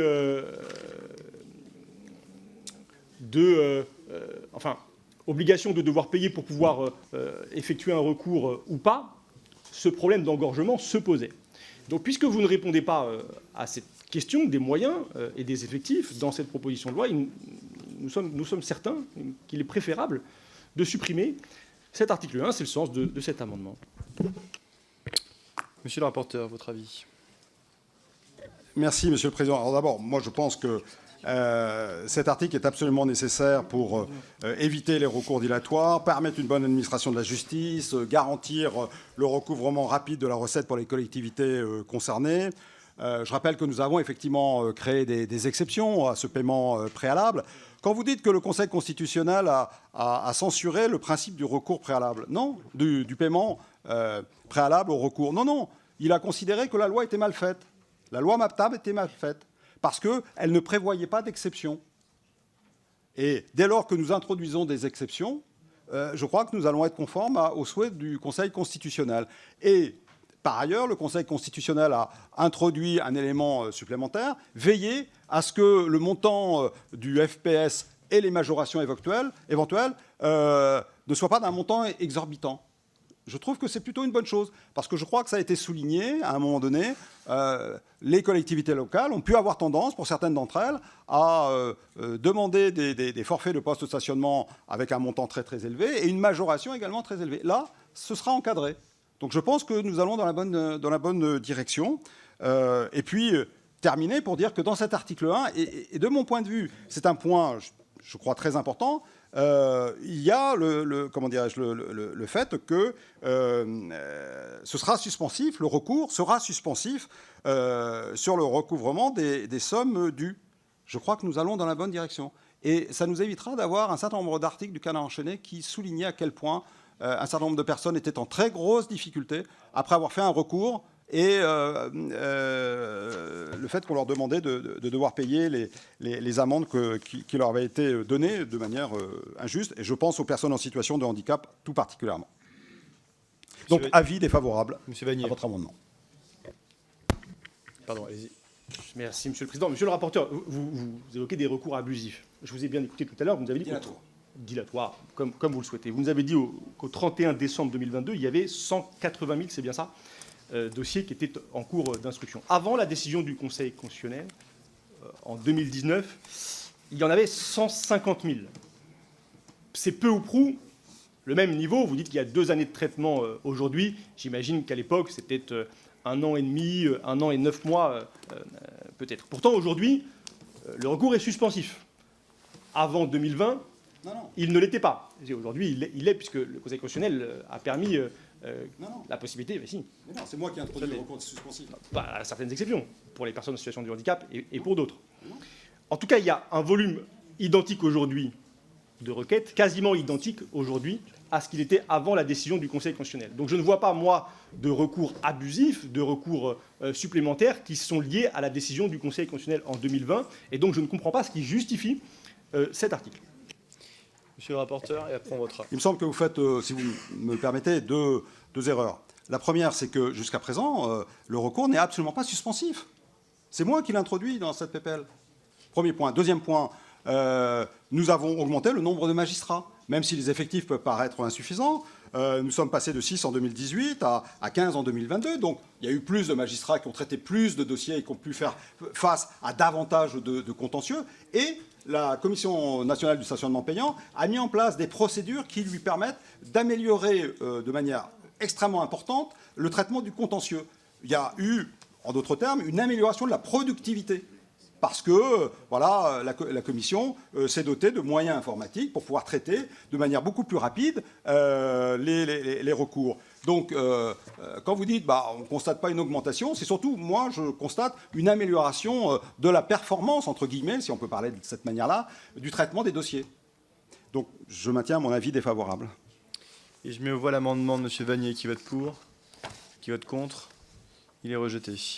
L'amendement suivant, rédactionnel du rapporteur, qui vote pour, contre, adopté. Le 16, même vote rédactionnel. Le 7, rédactionnel également, même vote. Le 8, rédactionnel, même vote. Le 9, rédactionnel, même vote. On en arrive au 5 de M. Schreck. Oui, merci, Monsieur le Président. Oui, il est prévu quelques dérogations au paiement préalable. Dérogations que nous comprenons et que nous soutenons, cela a été évoqué. Et cet amendement vise en rajouter une qui semble un petit peu logique, et c'est des situations que nous avons beaucoup rencontrées et qui expliquent l'engorgement de l'actuelle juridiction. C'est lorsque le contrevenant, entre guillemets, dispose d'un abonnement ou d'un titre de stationnement valide. Nous avons connu nombre d'exemples où le titre avait été souscrit par abonnement, par paiement, et la verbalisation avait eu lieu. Il nous semble que dans cette circonstance, eu égard au principe de bonne foi et au fait que l'automobiliste a déjà payé son titre d'occupation, il me semble qu'il pourrait être logique que cette situation fasse partie de celle que vous avez par ailleurs visée dans la PPL. Je vous remercie. Monsieur le rapporteur. Alors, merci, Monsieur le Président. Votre préoccupation est tout à fait légitime. Mais, si vous me permettez, je pense que dès lors que cette PPL rentrera en application dans 2 ans, parce que c'est extrêmement compliqué, c'est très très complexe de pouvoir mettre en œuvre cette PPL. Je pense que les dispositifs informatiques vont s'améliorer de manière tout à fait importante pour prendre en compte la situation que vous évoquez. J'ai pu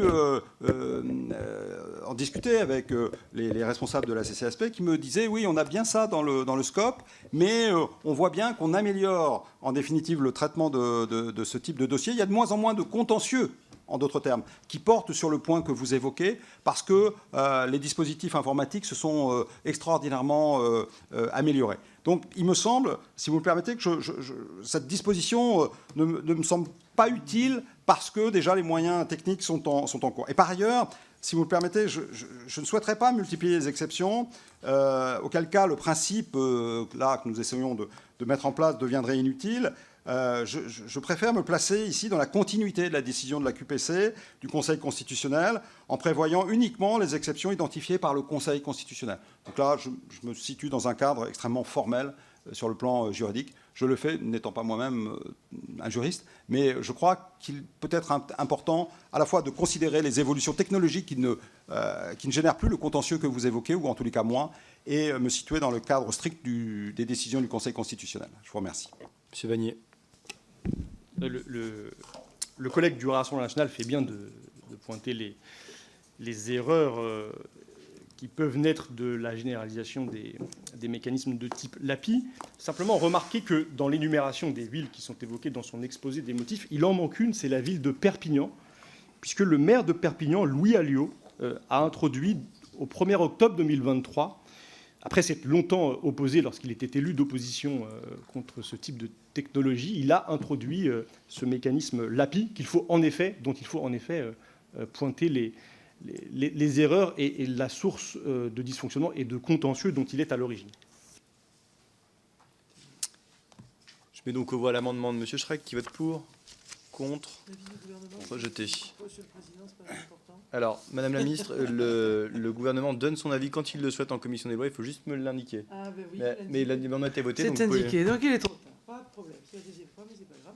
Non, en fait, Madame la Ministre, oui, exactement. Le 10 est un amendement rédactionnel du rapporteur qui vote pour, qui vote contre, adopté. Le 19 est un amendement... Vous voulez parler, Madame la Ministre? D'accord. Le 19 est un amendement de cohérence du gouvernement qui vote pour, qui vote contre, adopté. L'article 1er qui vote pour, qui vote contre, adopté. À l'article 2, l'amendement numéro 15, monsieur le rapporteur. Alors, la commission du contentieux du stationnement, la Commission nationale du contentieux du stationnement payant, c'est son titre aujourd'hui, pour traiter ce contentieux administratif de masse. Il nous a semblé dans un premier temps qu'il fallait plutôt l'intituler Cour nationale du contentieux du stationnement payant. Et il se trouve que depuis que j'ai déposé ma PPL en janvier, il y a eu beaucoup de concertations avec les membres de la CCSP et le Conseil d'État. Et il nous a été suggéré d'aller encore plus loin dans la dénomination et de transformer donc la notion de CCSP initiale, enfin j'avais prévu en Cour nationale de stationnement payant, en tribunal du stationnement payant.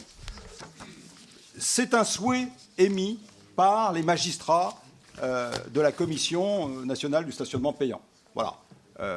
Et de mon point de vue, je pense que ça donnera peut-être plus de poids à cette commission, qui s'appellerait tribunal, dans le cadre de cette gestion de ce contentieux administratif de masse. Madame la Ministre. Avis favorable du gouvernement dans le prolongement de la déclaration générale. Je le mets aux voix qui vote pour, contre, adopté. Le suivant est un rédactionnel du rapporteur pour, contre, adopté. L'article 2 qui vote pour, contre, adopté. L'article 3, l'amendement 17, monsieur le rapporteur. Alors, merci. Là, l'idée, c'est que on fait en sorte de garantir que le recours contentieux contre le titre exécutoire soit conditionné à un rapport uniquement quand le forfait de post-stationnement n'a pas fait l'objet d'un rapport. C'est-à-dire qu'on évite deux types de recours, l'un sur le FPS, l'autre sur le FPS majoré, et on fait en sorte qu'il y ait une seule procédure dans le cadre de ce recours administratif préalable obligatoire. Là aussi, c'est une demande formulée par les magistrats de la Commission nationale du stationnement payant et avec une approbation forte du Conseil d'État. Madame la Ministre. Avis favorable dans la continuité de la déclaration générale. Je mets aux voix qui vote pour, contre, adopté. Le 11 est un rédactionnel du rapporteur qui vote pour, contre, adopté. Le 13 rédactionnel, même vote. L'article 3 qui vote pour, qui vote contre, il est adopté. L'article 4 ne fait pas l'objet d'amendement, qui vote pour, qui vote contre, il est adopté. Après l'article 4, j'ai un amendement de M. Vannier. Merci, Monsieur le Président. C'est une demande de rapport destinée à évaluer l'impact du manque d'effectifs de la Commission du contentieux du stationnement payant sur les conditions de traitement des recours. Monsieur le rapporteur. Merci, Monsieur le Président. Alors, Si vous voulez, vous demandez un rapport, mais tous les ans, vous en avez un. C'est le mien. C'est-à-dire que, en tant que rapporteur budgétaire de la mission Conseil et contrôle de l'État, je m'occupe d'évaluer à la fois les moyens financiers et les moyens humains de la Commission nationale du stationnement payant. Donc ce rapport, il est là, il est peut-être, j'allais dire, pas plus critique, mais plus objectif d'une certaine façon, parce que je ne m'autorise rien. Je vous invite d'ailleurs à lire mon dernier rapport qui vient d'être publié, où je fais un certain nombre de remarques très critiques. Pas d'ailleurs sur les juridictions administratives, mais sur le Conseil économique, social et environnemental. Je ne m'interdis rien. Par ailleurs, je voudrais vous préciser que, vous le savez sans doute, mais le personnel administratif de la Commission nationale du stationnement payant était pris en charge par le ministère de l'Intérieur. Et à partir du 1er janvier, ce personnel-là va basculer sous le contrôle du Conseil d'État. Et moi, ce que je vous propose, c'est peut-être de suivre précisément les effets de ce basculement avec l'idée qu'il y aura sans doute plus de personnel administratif sous l'égide du Conseil d'État qu'il peut y en avoir sous l'égide à l'heure actuelle du ministère de l'Intérieur. Mais en tous les cas, je serai très très vigilant pour suivre cette évolution-là, qui était prévue, hein, mais ce basculement, de mon point de vue, me semble intéressant pour renforcer les effectifs de ce tribunal, dorénavant, du stationnement payant. Madame la ministre. Non, même avis que le rapporteur. Monsieur Vanier. Il y a un rapport très personnel du rapporteur à ce sujet, je le comprends, mais souffrez qu'un autre éclairage que le vôtre, monsieur le rapporteur, peut être utile, pertinent, et aller dans le sens voilà, d'une appropriation par l'ensemble des parlementaires de ce sujet qui est un sujet important. Je mets aux voix l'amendement. Qui vote pour? Qui vote contre? Il est rejeté. Et le dernier est un amendement du rapporteur que vous pouvez nous présenter. Alors là, il s'agit d'un amendement dont l'objet est de fixer les dispositions générales permettant, en définitive, de définir les modalités d'application de la loi et son entrée en vigueur, une entrée en vigueur un peu différée par rapport à ce que je proposais initialement dans mon texte. Très concrètement, cet amendement prévoit, d'une part, que les modalités d'application de l'ensemble des articles de la présente loi sont fixées par un décret en Conseil d'État. Dans ce décret en Conseil d'État, il y aurait une appréciation des revenus limités. Et là, je réponds à notre collègue du groupe Lyotte qui s'interrogeait, qui se préoccupait légitimement de cette question. Il y aura tout un tas de dispositifs permettant la mise en place, je dirais, la bonne articulation entre les différentes administrations, à la fois le tribunal, l'entaille, les collectivités locales, pour que, en fin de compte, il y ait une protection absolue de nos concitoyens dès lors qu'ils engagent un recours, dès lors qu'ils ont satisfaction. Parce que ce qu'il faut savoir, c'est que très souvent, quand une personne en situation de handicap faisait un recours, eh bien, la commission recevait son recours et acceptait son recours, mais il fallait des années ensuite pour que cette personne puisse se faire rembourser de ce qu'il avait éventuellement payé comme amende. Parce que je rappelle que le recours n'était pas suspensif du paiement. Donc là, il faut mettre tout le monde en phase. Ça demande une articulation des procédures informatiques et du coup, il faut un peu plus de temps que ce que j'avais envisagé dans ma PPL initiale. Voilà. Bien, donc je mets au voie l'amendement du rapporteur. Qui vote pour? Qui vote contre? Il est adopté. Et c'est l'intégralité de la proposition de loi que je soumets à vos voix. Qui vote pour? Qui vote contre? Elle est adoptée. Je vous remercie. On se retrouve demain à 21h30 cette fois-ci pour la proposition de loi. Alors oui, on me rappelle qu'il y a l'audition sur laquelle je passe un peu vite du ministre de l'Intérieur à 17h sur le projet de loi immigration. C'est vrai que c'est une semaine à rallonge puisque nous avons pas moins de 9 propositions de loi comme vous le savez toutes et tous.